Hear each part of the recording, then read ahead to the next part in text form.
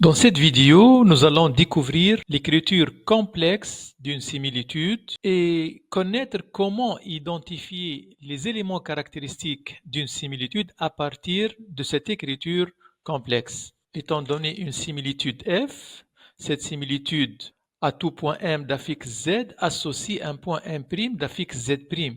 La première question, c'est quelle relation y a-t-il entre l'affixe de l'image Z' et l'affixe Z de l'antécédent? Alors, ça dépend de la nature de cette similitude. Il y a deux types de similitudes. Il y a les similitudes directes, il y a les similitudes indirectes. Alors, si c'est une similitude directe, ce Z', il est égal à A fois Z plus B. Z' égale A fois Z plus B avec A et B deux nombres complexes constants et A différent de 0. Si cette similitude est indirecte, il y a une barre qui apparaît sur le Z et qui signifie le conjugué. Alors, si je rencontre dorénavant une écriture de ce type-là, je peux affirmer immédiatement qu'il s'agit d'une similitude directe. Si je rencontre une écriture de type AZ bar plus B, j'affirme immédiatement que c'est une similitude indirecte. Alors revenons à ce cas-là. Il y a deux cas. Le A peut être égal à 1, il peut être différent de 1. S'il est égal à 1, on obtient Z plus B. Il peut être différent de 1, donc Z' égale AZ plus B avec A différent de 1. Dans ce cas-là, on a affaire à une translation de vecteur d'affixe B. Donc F, c'est une translation du vecteur U avec U d'affixe B. Si vous voulez, pourquoi? Ceci signifie Z' moins Z égale à B, passage au vecteur, le vecteur associé au nombre complexe Z' moins Z, ou le vecteur image si vous voulez, c'est M' égale au vecteur d'affixe B. Donc c'est un vecteur constant. M' est un vecteur constant, donc il s'agit d'une translation. Dans ce cas-là, on a affaire à une similitude directe dont les éléments caractéristiques sont tout d'abord le centre oméga qui a pour affixe B sur 1 moins A. Oméga, le centre, il a pour affixe B sur 1 moins A. Si vous voulez d'où ça vient, le oméga il est invariant, donc le Z' on le remplace par Z. Ça devient Z moins AZ égale à B. Je mets Z en facteur et Z égale B sur 1 moins A. Donc à retenir ça, de rapport module de A et d'angle argument de A. Donc remarquez bien l'importance de ce nombre complexe qui est devant le Z. Il emmagasine le rapport de la similitude qui est module de A. Il emmagasine l'angle de la similitude qui est un argument de A. Il participe à l'affixe du centre, B sur 1 moins A. Alors, ici, il y a deux cas particuliers importants qu'on doit absolument connaître. Le premier cas, c'est lorsque le module de A égale à 1, toujours avec A différent de 1. Alors, dans ce cas-là, nous sommes devant une rotation. Pourquoi? Toute similitude directe qui n'est pas une translation admet une forme réduite. Alors, si le module de A égale à 1, une homoticide de rapport 1, c'est l'identité. Qu'est-ce qui reste donc? Il reste une rotation. Donc, ici, on a affaire à une rotation. Donc, à ne pas oublier. Par exemple, si le A était égal à I, Z' égale à I fois Z, plus n'importe quoi, plus 1 par exemple.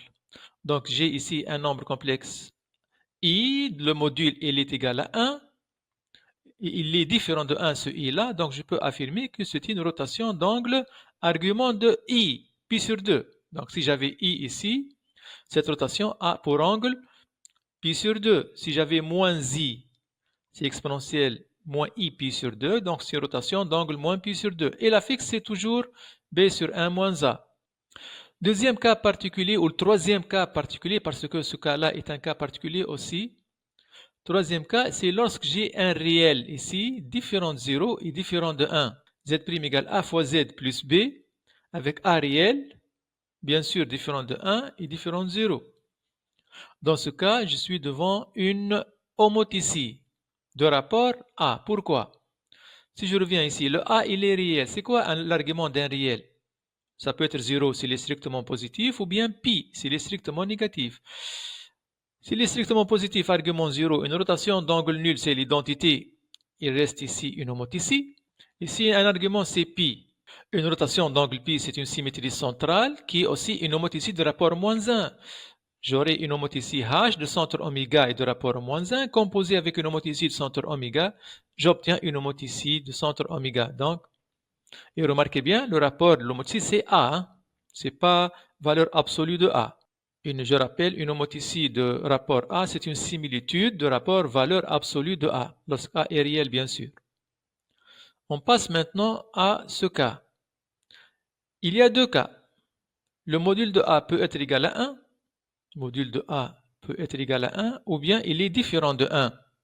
Dans ce cas-là, qu'est-ce qu'on peut dire? Vous avez une similitude indirecte et de rapport égal à 1. Je rappelle que le module de A représente le rapport de la similitude, qu'elle soit directe ou indirecte. Ici, le rapport est 1 et elle est indirecte, donc c'est un antidéplacement. Donc il y a deux possibilités, ou bien une symétrie orthogonale, ou bien une symétrie glissante. Alors comment décider si c'est l'une ou l'autre? On doit recourir à la composée f rang f et au point invariant. Dans le cas d'une symétrie orthogonale, f rang f c'est l'identité du plan, l'ensemble des points invariants c'est une droite, qui est l'axe de la symétrie orthogonale. Mais dans le cas d'une symétrie glissante, f rang f c'est la translation du vecteur 2 fois u avec u le vecteur de la symétrie glissante, et l'ensemble des points invariants c'est le vide. Une symétrie glissante n'a pas de point fixe. Et dans ce cas-là, donc nous sommes devant une similitude indirecte de centre oméga d'affixe, attention, c'est pas la même chose, d'affixe AB bar plus B sur 1 moins module de A au carré. Comment trouver ceci? Donc oméga il est invariant, donc le Z' je le remplace par Z, j'obtiens Z égale AZ bar plus B. Cette égalité elle est insuffisante pour déterminer le Z. J'obtiens une autre équation ou une autre égalité en appliquant le conjugué à gauche et à droite. Donc le Z' il est transformé en Z. Puis j'applique le bar. Z bar égale A bar Z plus B bar. Et je remplace le Z bar par la nouvelle expression.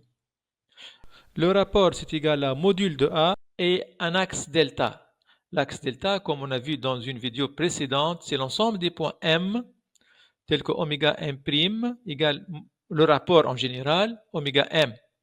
Ceci veut dire que l'axe d'une similitude indirecte sont les points dont l'image par la similitude coïncide avec l'image par l'homothétie de centre oméga et de rapport module de A. Merci pour votre attention et à bientôt.